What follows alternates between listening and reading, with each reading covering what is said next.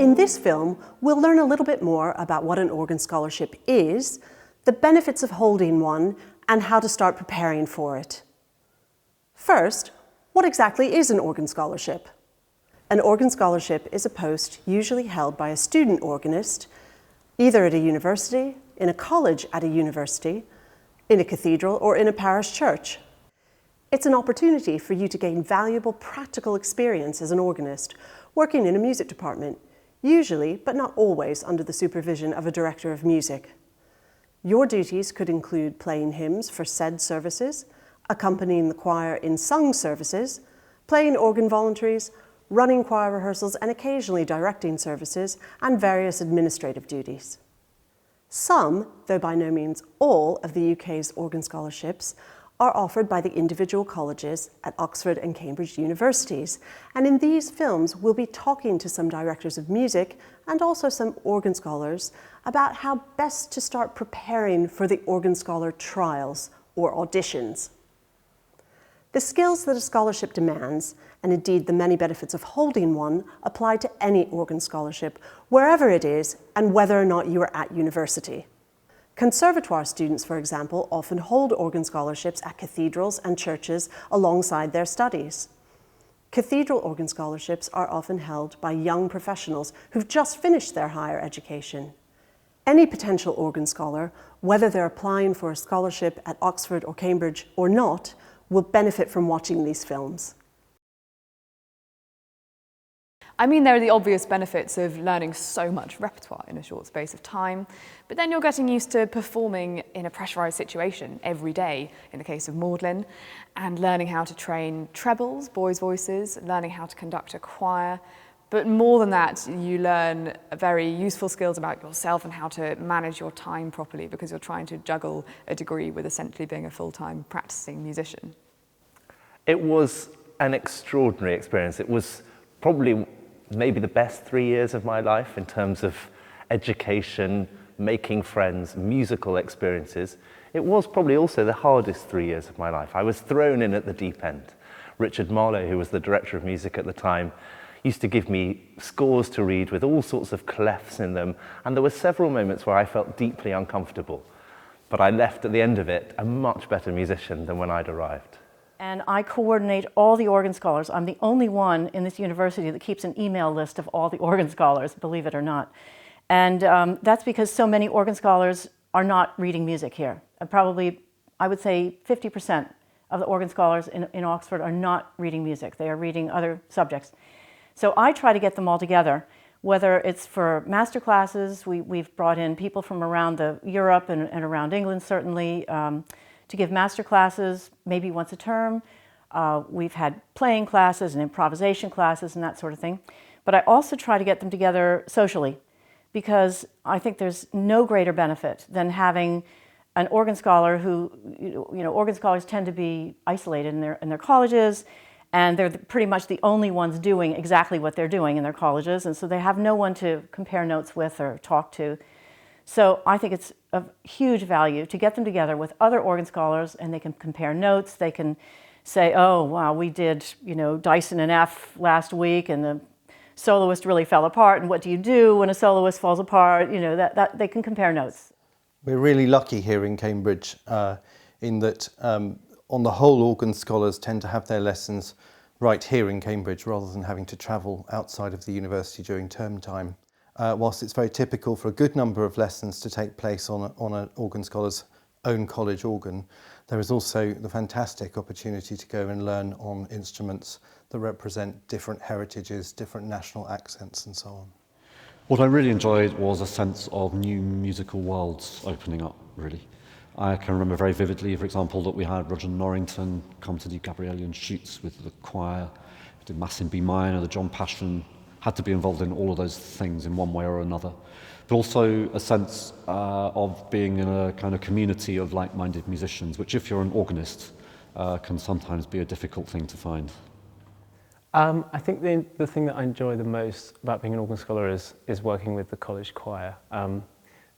To have a group of people same age as me, but from a diverse set of backgrounds, but also with a diverse set of interests at university, is really fun, and to then meet up 3 or 4 times a week and really work on developing our sound is quite exciting. I think we're also lucky at Jesus to have a set of boy choristers. So to have the balance between that university college choir and working with boys is really nice. It's something I enjoy. I had an amazing time. I think I remember my time as organ scholar at Keys with huge affection. I think the chapel choir was the centre of my social life, and my dearest friends today are those I made during those years working so closely together. Organ scholars usually get the best room in college with a piano or something in it, and they usually are placed right centrally so that they can be close to the chapel. But the value of it really is far beyond that. You know, it's been traditionally been the entry point for a cathedral position, for example, or a large parish church position. It's incredibly important training. It's a wonderful education. I think it's probably the best music education that you can get. Being an organ scholar provides you with a huge variety of musical experiences at a young age. How many university-age students get to make music on sometimes an almost daily basis at the high standards achieved in many university and college chapels, cathedrals and churches throughout Britain? Being an organ scholar is also excellent preparation for a musical career, or indeed for any career. You'll learn how to perform under pressure, you'll be exposed to wonderful music spanning many centuries, and you'll also learn valuable leadership and organizational skills. Should you choose to read music at university, the skills you develop as part of your organ scholarship will help you immensely. But even if you don't choose to read music, you'll still spend 3 years immersed in wonderful music making. And what could be better than that? Your experience as an organ scholar depends very much on where it takes place, and you should think carefully about that. In some colleges, the organ scholar acts as the director of music, but in others, you'd be working alongside and learning from a professional director of music. I think my favourite thing has definitely been the freedom that's come with it. So the Organ Scholarship at Hertford is very much a directorship role. So there's no employed director of music, which means that job falls to the organ scholars. So in addition to playing the organ for services, you choose the music for services and concerts, you run the choir, conduct the choir, and sort of do all the admin and organisational things. So I think I've really enjoyed the sort of multifaceted nature of it, and I've managed to develop a lot of different skills as well. I enjoyed the huge range of opportunities it presented. I gained a huge amount from conducting the college choir and from rehearsing the choir and from choosing the repertoire that we sang. I enjoyed organising the foreign tours we went on, and I enjoyed trying to inspire some music making in the college on a much more general basis. Well, the variety of music is absolutely incredible because we have services almost every day of the week. So it's quite full on and intense, but there's always something new that you're doing. And the social life of the choir is fantastic as well. So you kind of hang out with the lay clerks after the service, go to the pub with them sometimes, but not on a Saturday night. That doesn't work. But no, it's very good fun, and it's a lovely community feel in the choir as well. I think my biggest bit of advice is don't be afraid to aim high. Don't put limitations on yourself because you think you won't get a certain scholarship. I was encouraged to apply for Magdalen. I hadn't thought I was going to apply for Magdalen, and it was the best decision I've ever made. I didn't think I was going to get it. But that's not for you to decide, that's for the directors of music to decide, and they will try and put you in the right college for you. So really trying to aim as high as you want and as high as you dare. Being an organ scholar is a great experience, but it also involves hard work. It's a big commitment, not only once you take up the scholarship, but beforehand when you're preparing for it as well. You will be expected to perform a wide range of music at a very high standard and sometimes at short notice. You will need to be able to sight read, to transpose, to learn music quickly, to score read, to play voluntaries, and to accompany. You'll need to be able to register pieces and accompaniments on your own, to play hymns, and to improvise. In colleges without a director of music, you may also need to run a choir. All of this means that careful organization of your time will be key, especially if you also have coursework to do. Here's what some directors of music say about what they are looking for in an organ scholar. We look for rather a lot from an organ scholar, actually. As well as being an advanced organist and musician, we look for people who are teachable or flexible, people who can take a musical idea and run with it, and also people who are organised and so can balance the duties of an organ scholar with a degree, which is no mean feat for anybody. I think first and foremost, I'm always looking for somebody who has a genuine interest in music generally. Of course, as an organist, one's looking for somebody who has shown commitment to their playing and really wants to develop those skills further. These organ scholarships are great privileges to hold. On the other hand, they also require time commitment and dedication. So I'm interested in somebody who shows the aptitude for making that commitment alongside their academic studies. I think what we really want is somebody who is willing to learn. Obviously, we require a certain standard of musicianship. You have to be able to play. You will be thrown in at the deep end. As soon as you arrive as organ scholar, you will have to start playing for services. There are 7 song services a week. You will have to play for some of those from the outset. But it's an educational role, really. You will be expected to get better during your time, and so you won't be given the hardest accompaniments at first. You'll be given easier ones and then expected to work towards the harder ones. And what we want is somebody who we don't expect them to be fully formed. We want them to be open to learning more. I look for a willingness to learn and to work hard and to adapt to new situations. I obviously look for someone who has an interest in the repertoire and is actively pursuing new areas of organ repertoire, but I think that willingness to learn is the most important thing. We look for organists with a good technique, an ability to sight read, an ability to improvise musically, and we look for somebody who has a genuine enthusiasm for learning organ repertory, but also someone who will want to work with the college choirs and assist with training them.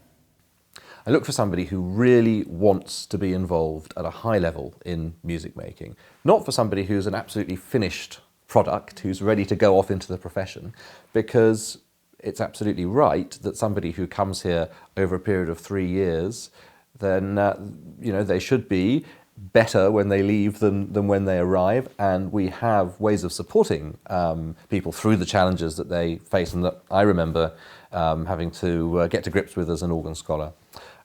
But that essential motivating force of wanting to do it, of wanting to make music and indeed wanting to improve is the thing that carries actually all of us through our careers after we leave universities, wanting to get better all the time.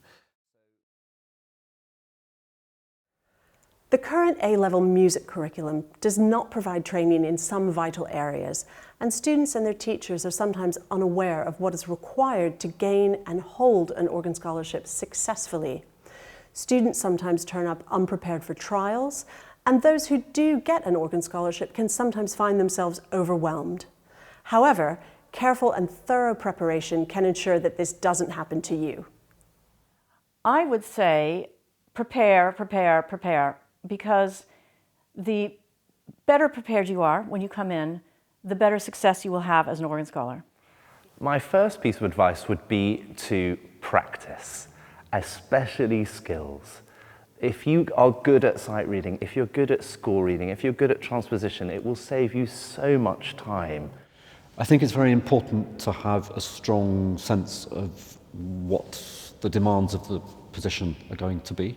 So some people are going to take very well to an institution where you're playing 7 or 8 services a week and essentially acting as a cathedral assistant.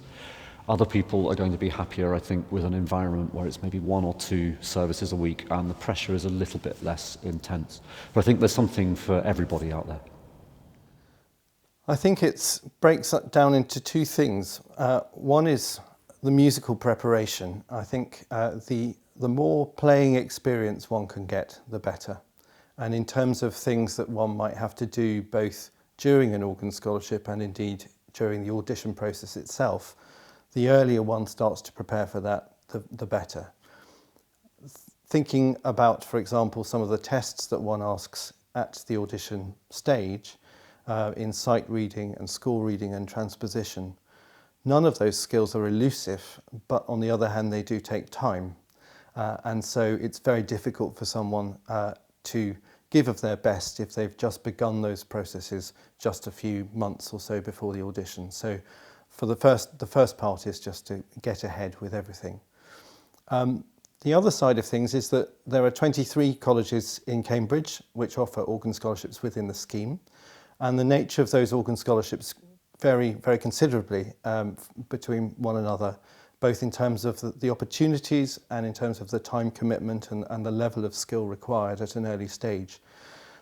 So to be very aware of those differences is an incredibly important part of one's preparation. You can find out a huge amount on the university website. There's information from all of the colleges there. And a very useful source of information is the annual Organ Scholars Open Day, which is a special open day specifically for those considering applying for organ scholarships. It's a wonderful opportunity to both see choirs in rehearsal and in service mode, so you see it actually happening as it would do at any point during term time. You'd have the opportunity to meet with various directors of music of your choice, and also to receive a very detailed presentation that talks about the differences between the different types of organ scholarships, the admissions element of the process, and indeed the audition process during what we call the organ trials. So, let's say you've decided you want to be an organ scholar. What now? Regular lessons with a good organ teacher are obviously really important. And in choosing an organ teacher, you should keep in mind the following things. An organ teacher should help you address your posture and technique and your practice methods, demonstrating how to practice if you need help on this. The teacher should always come prepared to lessons and should be prepared to recommend books, DVDs, films, courses, concerts, and any other opportunities to help you become a better musician. He or she should be picking repertoire that helps you to consolidate your technique and is enjoyable to play. The repertoire should also challenge and stretch you, but not so far beyond your current level that you can't play it well. The teacher should be helping you set short, medium, and long-term goals for your playing. He or she should also be helping you to develop proficiency at all the keyboard skills you will need as an organ scholar. It's worth saying, though, that it's impossible to cover all of these things in every lesson. There just isn't enough time, so you'll need to make sure you're practicing these important skills every day on your own. So, are you ready to get started preparing for an organ scholarship? Watch the rest of these films to find out how.